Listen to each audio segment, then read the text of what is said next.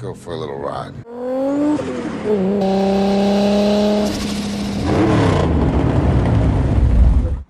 In the movie, you can see this building featured prominently. Like, there's a sign here that says, oh shit, what does it say? President's Motel or something like that. RX-7 comes down this way, makes its way down, and it turns right there. That's so weird. But that used to be a parking garage, but not anymore.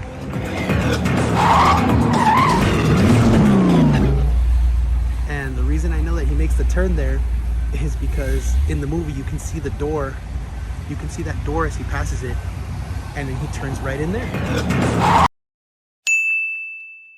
And like I said, that used to be a parking garage, I guess. But what I find really funny is that as he escapes, or he walks out of the parking garage and he's getting away scot-free or whatever, put on his red jacket, for some reason he rounds this corner, which I find really weird. It's just, I guess that's the way they wanted to edit it, so that I don't know why they did that, but this is the corner that he rounds in the movie, even though he entered over there. I don't know, that's so weird.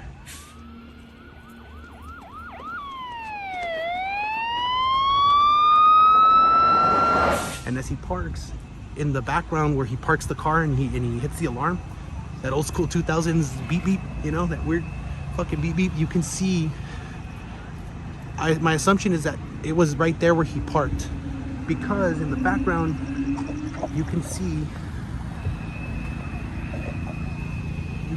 downtown LA.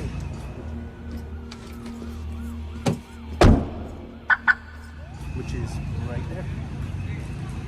So yeah, that's where he parked. So he made his way through here, went up, and parked right there, facing us, facing the camera. That's where he was. One of those two. I assume that, no, it has to be the corner, because in the movie you see him right at the corner of the building. And that's where he parks, yeah, like I said. But for some reason, like I said, he rounds this corner here, putting on his red jacket, and that's when he gets stopped by the cops when they recognize who he is. And they yell, "Toretto!" And he starts running down this way, and you can recognize the slope because he runs. But here it is, right here, right off of 7th Street, 7th and Union.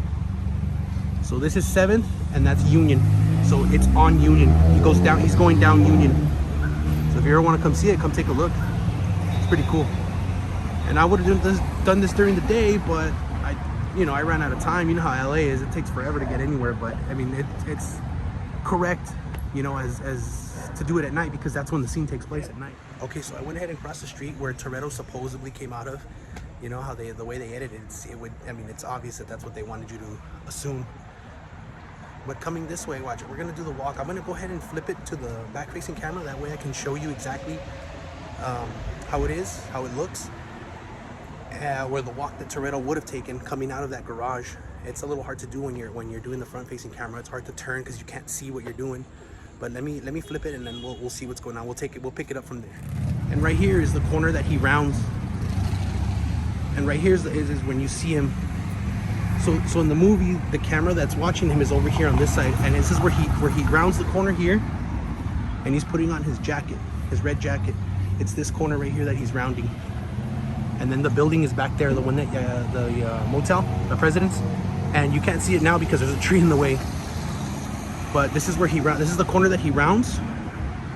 He comes this way, and that's when the cop sees him, Toretto, and he just takes off. He just dips out. But yeah, this is it. And the camera would have been on this side right here. That's where I was standing right now when I was getting the footage of everything. But let's go take a look at the entrance and see what it is now. And this is where he would have entered.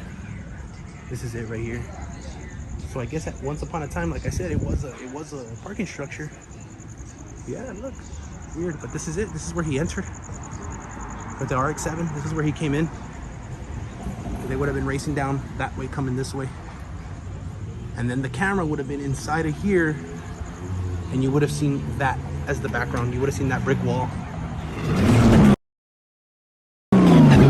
It's faint, but you can definitely make it out in the movie, so I know for sure that this was the spot. But yeah, that's it.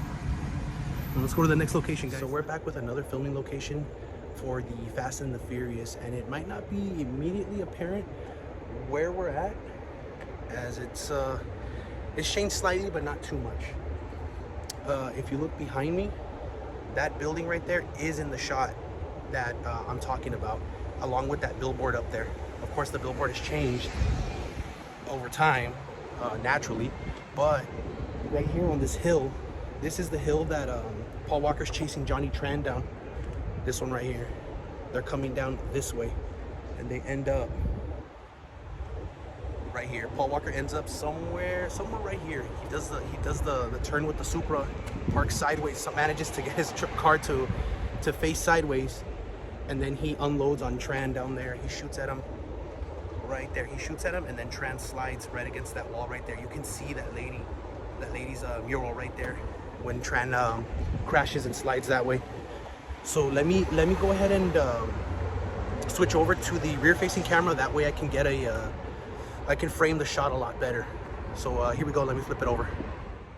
Okay, so I'm walking up the hill from where they would have been coming from. They would have been coming from this particular direction, down from there. They would have been coming this way toward us. And like I said, Tran is way ahead of Paul Walker, way ahead of Brynne. So Brynne does his little skid this way, stops the car right here.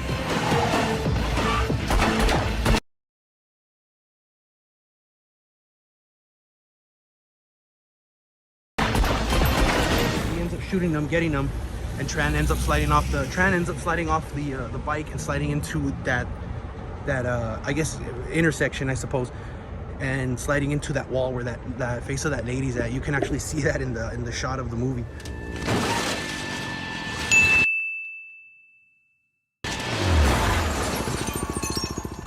Would have shot Tran, and Tran would have ended up right about here. That's it right there. All right, so yeah, that's the final filming location for tonight, for me at least. For you guys, it'll be instantaneous, of course, with the magic of editing. But yeah, it's already getting too late, and the sun's already going down. So it's gonna be any place I go, it's gonna the footage is gonna look like crap, and you're not gonna be able to make out anything. It's gonna be tough. So that's the only thing about doing these filming locations. You have to do them during the day, and like I said, time is precious, daylight is precious. At night, you're pretty much done. You might as well just pack it in at night. There's really no reason to go see anything else until the next day. You be patient and just wait for the next day. But yeah, that's it right there. How cool.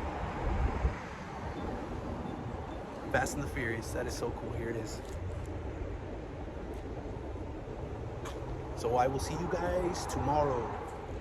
What's up, guys? Here we are again, another filming location. It's the next day. Like I said, yesterday was getting a little too dark for filming to get any good footage, so I had to stop for the day, which sucks, you know, but nevertheless, we're here at the next filming location for the Fast and the Furious. And again, it's another one of these buildings that's so unassuming. Check this out. So I don't know if you're gonna recognize this building right there, but it's definitely in the shot of the that we see in the movie.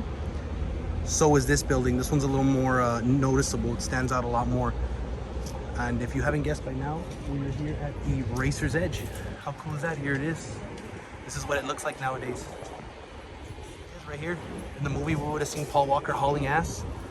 Where that truck's coming, it would have been hauling ass just like that, coming down, and he would have parked at an angle somewhere about right here.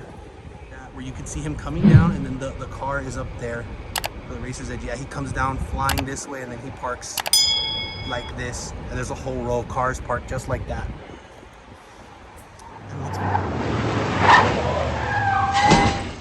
They make their own parkings up for the movies. It's funny because this is just a two-way street, you know? It's just a basic two-way street, but in the movie they make this a parking spot for everyone, and it looks legit. You know, when you watch the movie, it does look legit. Right there, that's Santa Monica right there. And if I'm not mistaken, I believe Melrose is the next main street. But yeah, this is it right here. See, so Paul would have came down this way. He would have parked, like I said, right here at this angle, and then in the movie you would see that tower back there. You can definitely see this little tower right. The Racer's Edge. Like I said, not really much to see, but this is it right here.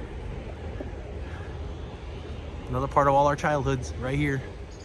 All right, what's up, guys? We're back for the next filming location for the Fast and the Furious, and I'm gonna show this to you first and see if you recognize it, and then I'll tell you what it is if you do, or if you do or don't. I'm not gonna know, but let's see if you guess it. I'll give you a a few seconds.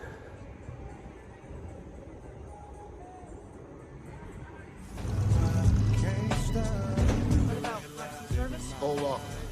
Stop, I don't know. How awesome is that? This is Toretto's garage. That is so cool. It's so unassuming too. It's such an unassuming building. I really doubt many people people that pass by or people who even come here to see this. But this is it right here. This is Toretto's garage, and this is where Brian brings the Supra when he owes him the 10-second car, and they drop it off right here. The truck backs up into this section right here. But that's it right there, Toretto's. And that's all we really see. We never see the other side of it or anything like that. The only time I think we see it in the exterior shot is when that truck is backing up, and that's it. That is the only time we see this building, as far as I'm aware, from the outside. On the inside, we see it a few times when when he's putting the radiator in and he's on the inside of the car.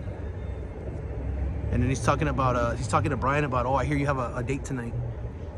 You break her heart, I break your neck. You know, that's inside too, you know, but obviously I can't go in there. All right, let's see if we can get inside. Oh, look, check it out. That's the inside, so we can see. Look, there's the doors. Oh, that's cool, so we can see. All right, right on. Yeah, those are the same doors. Yeah, that's exactly it. That is exactly it. Even the light. I think that light is original too from the movie. You see that light fixture in the movie. Yeah, of course it's it. But that's funny, you can see it like this. And keep in mind, I'm not putting the camera through. This is just a big gap in the fence. I'm just on the sidewalk, you know. Disclosure there. I'm not trying to get in trouble for nothing, for something dumb, you know, but that's it right there. Finish line or tow it? Couldn't even tow that across the finish line. And that's where they would have been working on all the cars and shit like that. That's so cool. Wow. Well, okay. Well, that's it for this building. Let me go head out to the next one. Hopefully I can make it before sundown. Let's just head out that way, see what happens. See you in a bit. Okay, so here we are, and as you see, these people just walked up, and everybody loves taking pictures of this place. You know, the last time I came here, nobody really came. But yeah, this is where the movie was filmed. He's part of it.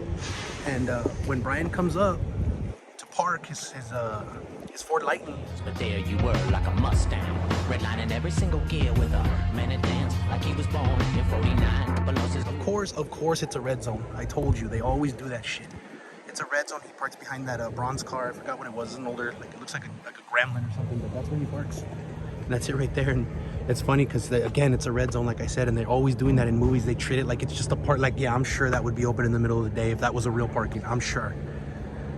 In the movie, obviously, none of these posts were here. These are new. And then the crew come from that street right here. So Brian's parked right here. They come from that street right here.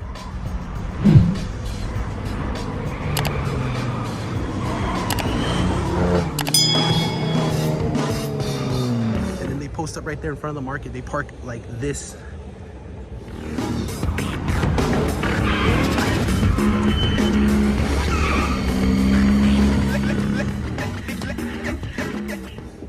And I find that funny. Again, that's a street. That's not even parkings like that. But in the movie, it looks like it really is, but it isn't.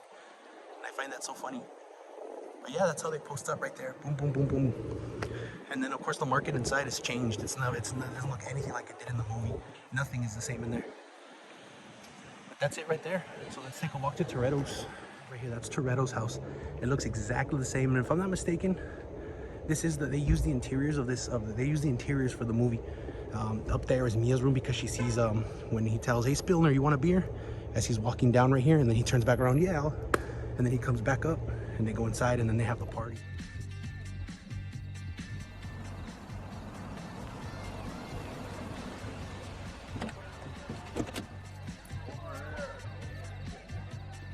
Yo, Spillner. You want a beer? It's the exact same. Yeah, the interiors I'm pretty sure are the exact same. They have to be.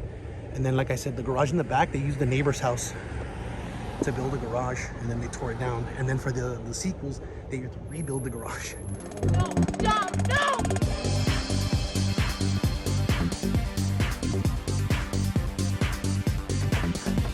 See if we can get a little closer, but I mean, this does not look welcoming at all. And I mean, this is usually how most houses are, most of these filming locations are. You'll see a bunch of these signs: no trespassing, keep out, no filming even sometimes. They'll have a whole bunch of this stuff. Private property. So in the movie, in the first one, I'm talking about the first one because I don't really like the sequels too much, but in the first one, you can see this in the background. In that house, that building's the same. Dominic, I am so sorry. I don't know what I'm doing, Dom. Everything's the same, man. Everything looks just like it did, except for, of course, these bushes and the fence, which I think they let these bushes overgrow for that very reason. That's it right there. The Fast and the Furious house. And like I said, I think they let all this grow. They let it just overgrow so that less people can get shots of the house. And I understand, but I'm pretty sure that's why they did it. I'm positive that's why they did it. But yeah, that's it right there.